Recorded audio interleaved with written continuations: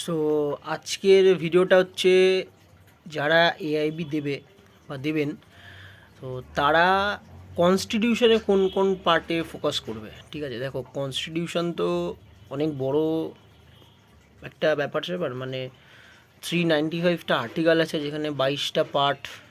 তো মনে রাখা সব আর্টিকেল পরপর মনে রাখার সম্ভব না, মাঝখানে আরও আরও ভেঙে ভেঙে ব্যাপার আছে, ভিতরে আরও subsection, sub article ফার্টিকেল, A B C D, অনেক কিছু আছে, 243 এ বি সি ডি, অনেক কিছু আছে। ঠিক আছে, তো সেইখানে সব তো মনে রাখা সম্ভব না। তো আজকের এই ভিডিওর মাধ্যমে তোমাদের বলবো যে কোন কোন পার্ট বা কোন কোন আর্টিকেল তোমাদের ফোকাস করতে হয়, মানে যেগুলো কিনা এআইবি তে তোমরা আর কি পাবে। ঠিক আছে, মানে সব তো পড়ার দরকার নেই, মানে সব, মানে একটা জিনিস তোমাদের মনে রাখতে হবে যে সবাই সব কিছু জানে না। ঠিক আছে, আর না জানাটা কোনো অপরাধ না। ঠিক আছে, তো এটা আমার সিনিয়র বলে, বা এটা মানে একদম রিয়েল ফ্যাক্ট আর কি, না জানাটা কোনো অপরাধ না। তো যাই হোক, তো এই হলো ব্যাপার স্যাপার। আর ব্যাপারটা যে ফার্স্টে তোমাদের কনস্টিটিউশন আমি যদি তোমাদের বলি, মেন তোমাদের কনসেপ্ট ক্লিয়ার হতে হবে। যেমন ফার্স্ট, যেমন পার্ট ওয়ানে আছে, যেমন ধরো ইউনিয়ন টেরিটরি, পার্ট টুতে তোমার সিটিজেনশিপ আছে, পার্ট থ্রিতে ধরো ফান্ডামেন্টাল রাইটস, পার্ট ফোরে আবার তোমার ডিপিএসপি, ফোরের এ হচ্ছে আবার তোমার ফান্ডামেন্টাল ডিউটিস। ঠিক আছে, তারপরে তোমার ইউনিয়ন, যেটা কিনা ধরো আর্টিকেল ওই 52 থেকে যেটা শুরু হচ্ছে 151 অবধি। তারপরে দ্য স্টেটস, স্পেশালি প্রেসিডেন্টের পাওয়ার, গভর্নমেন্টের এই গভর্নরের পাওয়ার, প্রাইম মিনিস্টারের পাওয়ার, কে কাকে অ্যাপয়েন্ট করছে। ঠিক আছে, চিফ জাস্টিস বলো, সুপ্রিম কোর্ট, হাইকোর্টের পাওয়ার, যেগুলো মানে হাইকোর্ট আর সুপ্রিম কোর্ট থেকে আর কি ইস্যু করে, আর্টিকেল 32, 226। ঠিক আছে, হাইকোর্ট আর সুপ্রিম কোর্টে কোন আর্টিকেলে রিট আর কি ইস্যু করা যায়। ঠিক আছে, রিট কেন কেন ইস্যু করা যায়, পরপর রিটসের যে শর্ট ফর্মগুলো আছে, you may have the body, এই যেগুলো আছে আর কি। ঠিক আছে, রিটসের ব্যাপারটা গেল। রিটস, তারপরে তোমার এদিকে মিউনিসিপ্যালিটি, কোঅপারেটিভ সোসাইটি, পঞ্চায়েত, যেটা কিনা আর্টিকেল 243-তে আছে। ঠিক আছে, তারপরে তোমার right two property, article 300A। ঠিক আছে, মানে আমি যেগুলো আর কি পড়েছি আর কি, ঠিক আছে, সেগুলো মানে আমি পড়েছি বলে এইটা না, তোমরা যদি previous year last 10 years question দেখে নাও, এই সেম টপিকই পাবে। ঠিক আছে, আমি পড়েছি বলেই যে তোমাদের পড়তে হবে তাই না, আমি নিজে থেকে বানিয়ে কাউকে আর কি কারো ব্রেন ওয়াশ করছি না, যেটা আর কি কোশ্চেনে আসে। ঠিক আছে, এআইবি যেটা চাইছে, বা প্রিভিয়াস ইয়ারে যেগুলো রিপিট হয়েছে, বা যেই পোর্শন থেকে কোশ্চেন আছে সেখান সেই পার্টগুলিও তোমাদের বলছি। আচ্ছা, তারপরে হচ্ছে তোমার ইলেকশন। ঠিক আছে, ইসির কি পাওয়ার। ঠিক আছে, তারপরে হচ্ছে এমার্জেন্সি প্রভিশন 352, 356, 360, পার্ট 18। ঠিক আছে, পার্ট 15-এ ইলেকশন। ঠিক আছে, তারপরে তোমার হচ্ছে মিউনিসিপ্যালিটি তো বললাম। ঠিক আছে, মিউনিসিপ্যালিটি, কোঅপারেটিভ, মানে জাস্ট এগুলো তোমার আইডিয়া রাখতে হবে, যাতে কিনা দেখো এটা তো ওপেন বুক এক্সাম, তুমি যাতে বই খুললে চট করে ওই আর্টিকেল ওয়াইজ খুলে নেবে, তোমাদের ইজি হবে। আর তুমি যদি আর্টিকেল না জানো, তোমার যদি বেসিক আইডিয়াটা না থাকে কোন পার্টে কোন আর্টিকেলে আছে, তো it will be very difficult for every candidate who is sitting in the exam hall, inside the exam hall, to find the particular part or particular article inside the exam hall. ঠিক আছে, তো যাই হোক, তো এই হলো ব্যাপার স্যাপার। তারপরে তোমার অ্যামেন্ডমেন্ট আর্টিকেল এই পার্ট 20-তে যেটা যেটা আছে। ঠিক আছে, 368।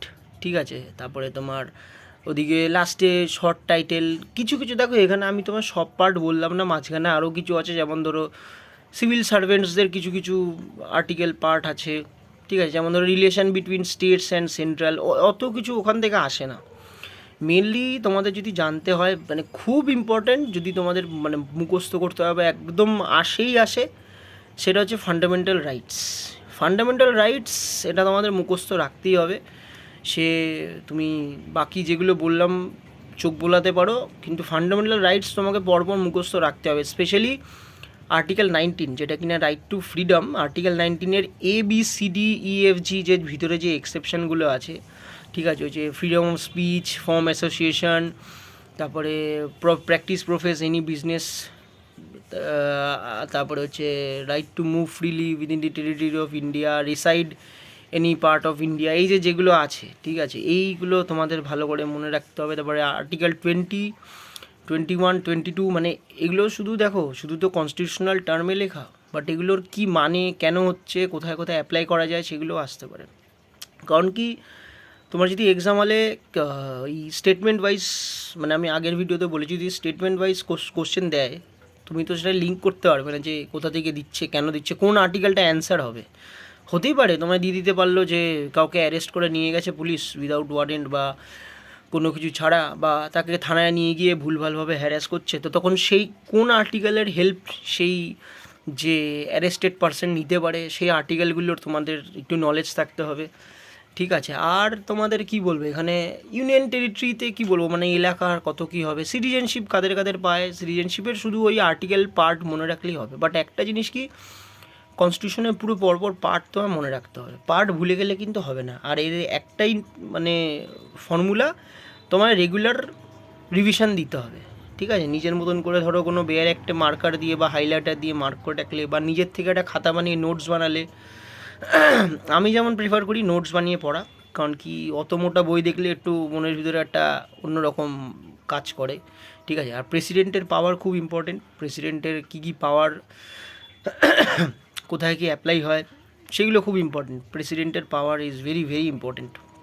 প্রেসিডেন্ট গভর্নর থেকে তুমি কোশ্চেন পাবেই পাবে, ঠিক আছে। প্রেসিডেন্ট গভর্নর, ফান্ডামেন্টাল রাইটস, ঠিক আছে, election, emergency provision, these are the important topics from where you can get questions. Definitely you can get questions in your next upcoming AIBs, মানে যে কোনো AIB বলে নাও, এইগুলো হচ্ছে মেন কনস্টিটিউশনাল টপিক।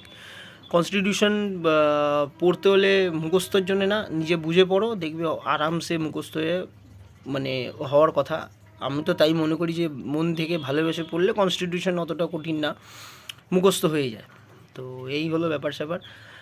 আর আজকে আপাতত এই কনস্টিটিউশন নিয়ে বললাম তোমাদেরকে, ঠিক আছে। কনস্টিটিউশনের বেসিক কনসেপ্ট তোমাদের ক্লিয়ার রাখতে হবে, মানে কনস্টিটিউশন হচ্ছে মাদার অফ এভরি ল, ঠিক আছে। তো যাই হোক, কনস্টিটিউশন সবারই জানা উচিত, ঠিক আছে। সেটা এআইবি স্টুডেন্ট হও আর ল স্টুডেন্ট হও আর যেই হও, ভারতের নাগরিক হলে কনস্টিটিউশনটা জেনে রাখা উচিত, যাতে কিনা কেউ তোমাকে হ্যারাস করতে না পারে, মানে মুদ্রা কথা বাংলা ভাষায় বোকা না বানাতে পারে।